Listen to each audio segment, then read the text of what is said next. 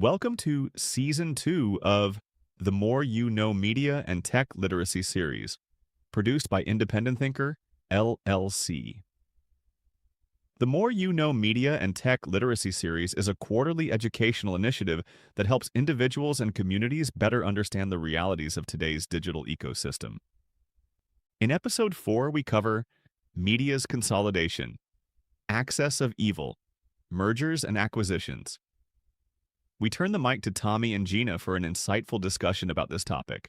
You know, it usually happens to you, what, a dozen times a day. Oh, yeah, at least. You pull out your phone, you open an app, and you just start scrolling through your newsfeed. Right. And there's this implicit expectation we all have when we do that. We expect that we're looking through this clear glass window into the world. Yeah, that the articles and the headlines or, the video clips popping up are simply the most important events of the day. Exactly. Just logically laid out for you to consume. Right. It's basically the baseline assumption of the digital age. We just sort of assume the news we see is just a reflection of reality. But the thing is, you are not actually looking through a clear window. You are looking into a funhouse mirror that has been, well, precision engineered in a corporate boardroom. It's completely true. The algorithm isn't just filtering reality, it's being directed by financial forces that, honestly, most of us never even see. When you scroll through your feed today, you aren't just seeing the news. You are looking at the end result of multi-billion-dollar corporate warfare. And it fundamentally changes how you process information. Once you realize that, the infrastructure delivering your reality is heavily contested territory. Definitely. So welcome to our deep dive. Today, we are taking you on a vital mission to really understand the modern information landscape. We're talking about digital literacy, press freedom, and how massive financial consolidation directly impacts what you are allowed to know. Which is huge. It is. And we have an incredible roadmap for this. We are pulling from an eye-opening interview with legendary independent journalist Amy Goodman from the Intercept Briefing. Such a good interview. Oh, amazing. Plus a panel discussion of top journalists and filmmakers hosted by the Freedom of the Press Foundation, and a really brilliant crossover breakdown of media mergers from the Media Odyssey podcast.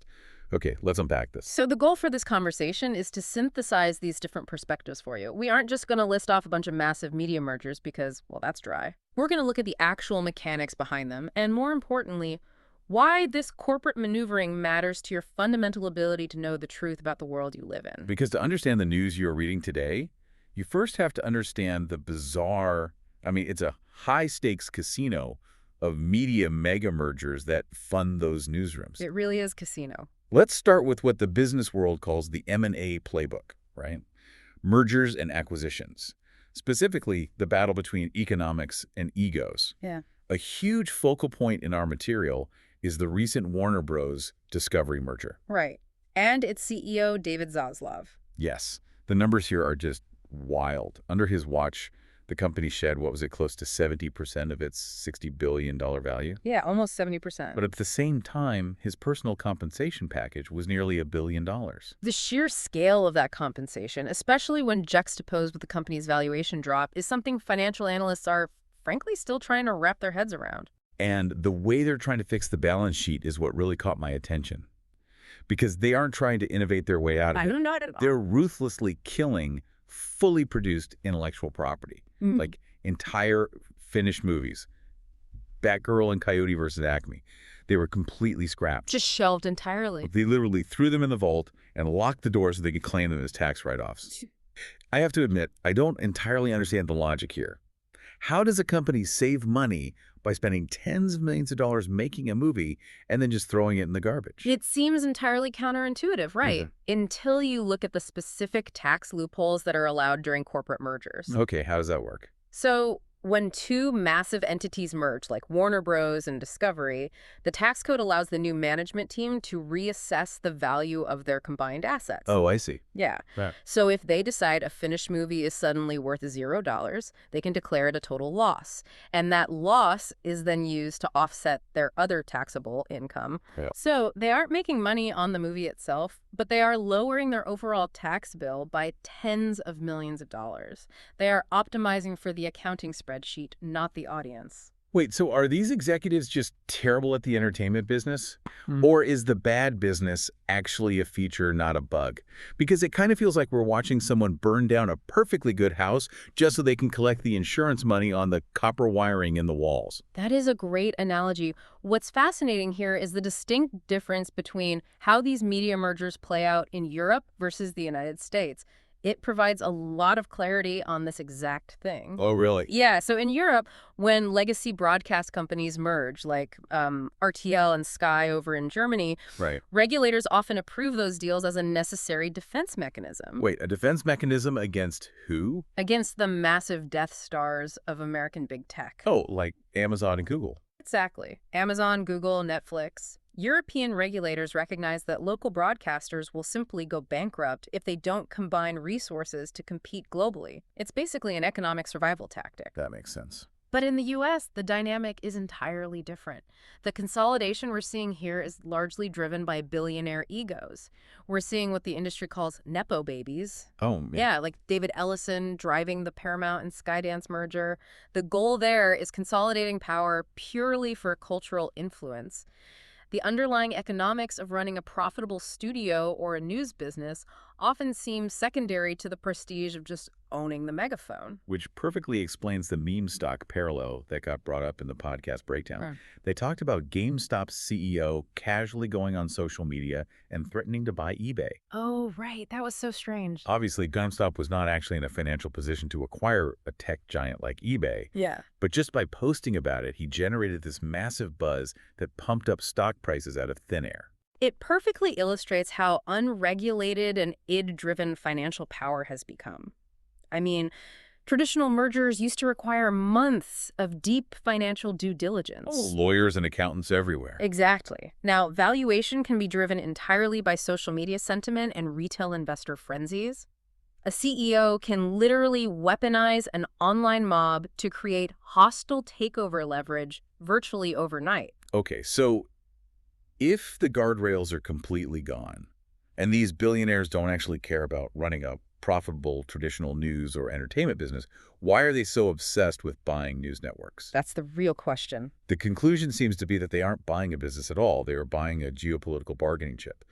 Now, before we get into the specifics of how this plays out, I need to take a quick second and make something completely clear to you, the listener. Absolutely. This deep dive does not take a side on left-wing or right-wing politics. We are absolutely not endorsing the views of the journalists or the sources regarding figures like Donald Trump, Joe Biden, or any foreign leaders. Our job today is to strictly and impartially report the claims and perspectives contained in the material you provided. And that is vital context, because we really have to look at how power operates behind the scenes, regardless of political affiliation. Right. And Amy Goodman from Democracy Now! Has a brilliant term for this dynamic. She calls it the axis of evil. That's such a good phrase. This deeply ingrained culture where journalists and media executives will actively trade the truth just to maintain access to powerful politicians. And that axis of evil scales all the way up from the press briefing room right into the corporate boardroom. A very stark example of this corporate quid pro quo involves ABC. Okay, walk me through this one. They allegedly settled a massive $15 to $16 million defamation lawsuit regarding Donald Trump, specifically related to the coverage of the E. Jean Carroll case. Now, multiple legal experts analyzing this pointed out that ABC had a very strong defense. They likely would have won that case if they took it to court. Wait, here's where it gets really interesting.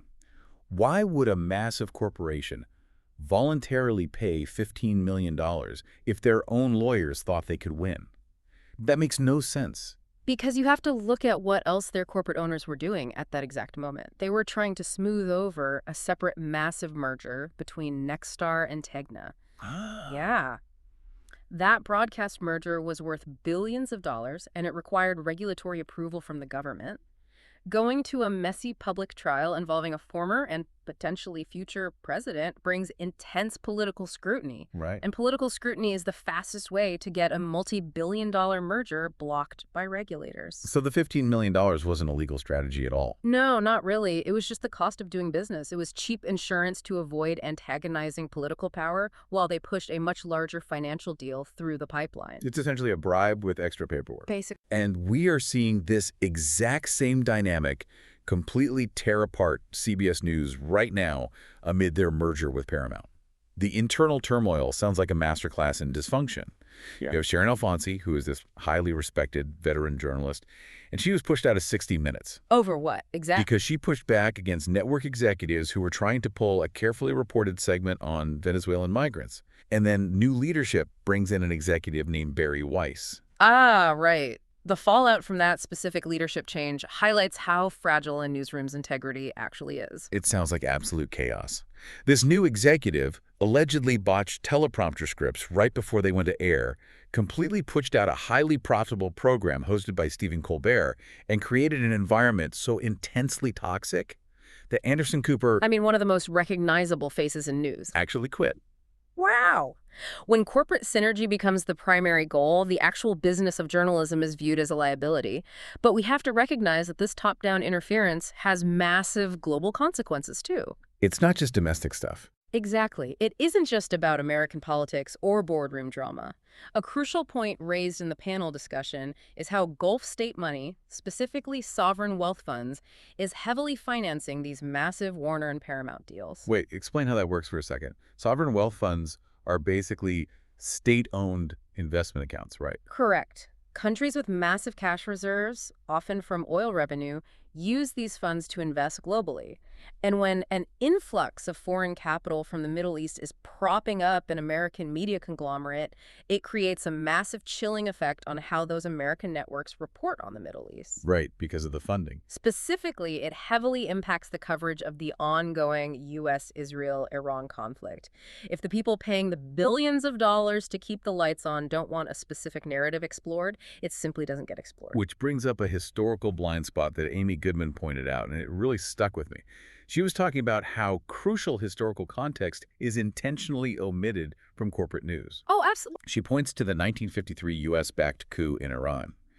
The CIA essentially orchestrated the overthrow of Iran's democratically elected prime minister. And they did it primarily to protect British Petroleum's control over Iranian oil fields. Right.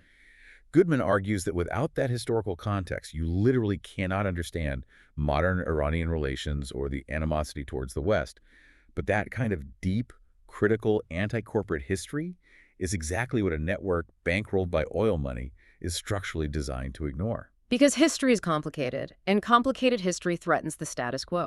This top-down censorship isn't just killing today's headlines. It is actively erasing our past and preventing the kind of long-form investigative journalism that a functioning democracy requires to keep power in check. Speaking of erasing the past, this brings up the documentary crisis, which is just jarring when you look at the numbers.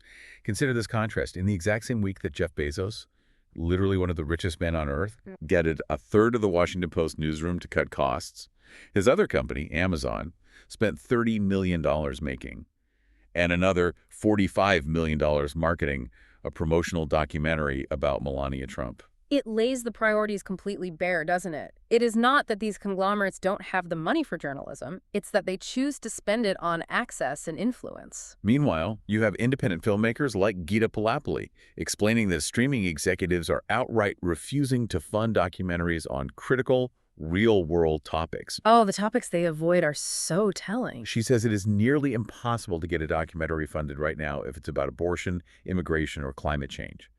The streaming platforms only want what they call vanilla content. They want true crime, serial killer docs, or, glossy celebrity biopics. If we connect this to the bigger picture, it reveals a grave threat to our historical archives, because this isn't just about what gets made today for entertainment. It is about what we remember tomorrow. Think about the recent layoffs at CNN. Yeah, that was huge. They didn't just cut on-air talent, they laid off their entire archive staff. Wow.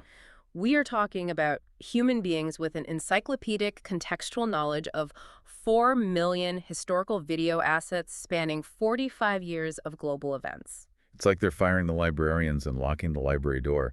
But it's actually worse than that, isn't it? Because they aren't just leaving the library empty. They're introducing AI. Yes. If you remove the human stewards of history, what happens? Are we looking at a future where instead of a producer pulling the actual raw historical footage of a civil rights protest or a war zone, a corporate-owned AI just generates a synthetic, sanitized version of history? That is the exact fear expressed by archival producers right now. When you replace human context with an algorithm owned by a conglomerate, the historical record becomes incredibly vulnerable to manipulation. Right, because it only knows what it's trained on. Exactly. And AI will only retrieve or generate what its training data and corporate safety filters allow. It flattens history into something that conveniently aligns with the parent company's commercial interests. So if corporate media is terrified of its own shadow, and our actual history is being locked away or synthesized by algorithms, who is actually left to tell the truth? The material we're looking at does offer a solution, and it is a powerful one. Independent media. It is increasingly the only necessary antidote to this level of corporate consolidation. Amy Goodman's mantra for her show, Democracy Now!, is just brilliant. She says, go to where the silence is. I love that. That is the fundamental job of a reporter. And the anecdotes she shares about her own career are absolutely gripping. She doesn't just talk about this from a studio. She recounts surviving the 1991 East Timor massacre. That is a staggering piece of history. She and her colleague, Alan Nairn, were literally standing in front of a crowd of peaceful protesters trying to use their status as Western journalists as a shield when the Indonesian military opened fire. And the detail that stands out is that the Indonesian soldiers were pointing U.S.-supplied M16 rifles at her head. She survives this massacre, comes back to the United States, and goes straight into the White House briefing room. She directly confronts the Clinton administration, demanding to know why the U.S. was still arming the exact military that carried out the massacre she just survived. And you know the craziest part? What? The other corporate reporters in the room actually laughed at her for asking the tough questions. They laughed because she was violating the unspoken rule of the axis of evil. She refused to trade the truth for access, which made the reporters who were playing the game deeply uncomfortable. Exactly. And we saw the exact same dynamic during the Standing Rock pipeline protests. Corporate media completely ignored that story for months. They claimed nobody cared about a pipeline. But people did care. Oh, deeply. Yeah. But independent journalists actually drove out there and went to where the silence was. They captured brutal footage of private security dogs with Native American blood on their noses after attacking protesters. They bypassed the networks, posted it directly online, and it got 14 million views in 24 hours. Suddenly, the corporate networks had no choice but to cover it. And Goodman's philosophy regarding that dynamic is really important to understand. There's a documentary about her career, and it is literally titled, "Steal This Story, Please." That's so great. She doesn't want exclusivity. She actually wants CNN and Fox and MSNBC to steal her reporting. Really? Yeah. The ultimate goal of independent media isn't to hoard the truth behind a paywall. It's to force vital, uncomfortable issues into the mainstream consciousness until the corporate giants are forced to acknowledge them. It is a historic tradition. Corporate media has always hated the boat rockers until history proves them right.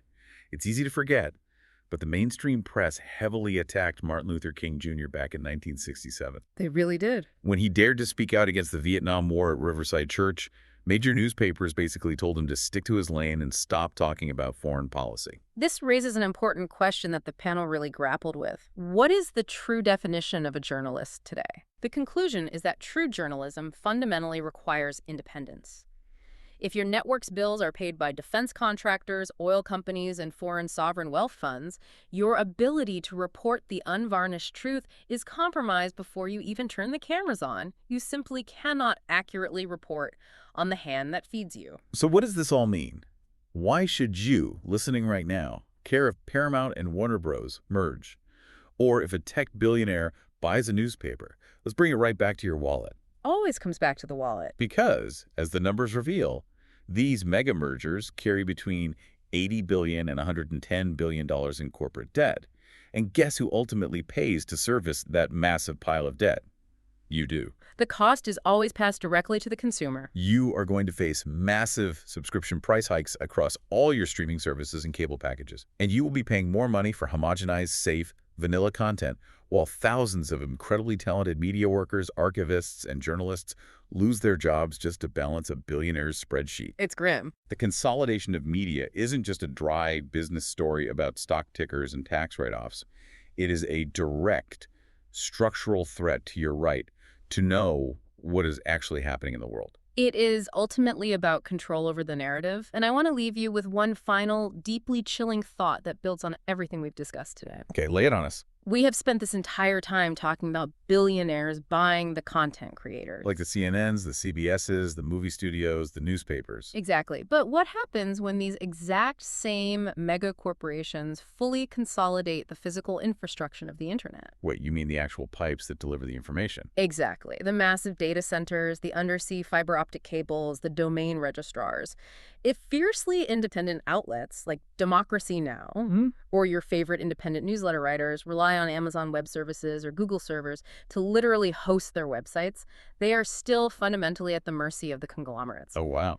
Could the ultimate form of media censorship in the future be simply turning off the servers of anyone who refuses to be bought? That is a terrifying thought.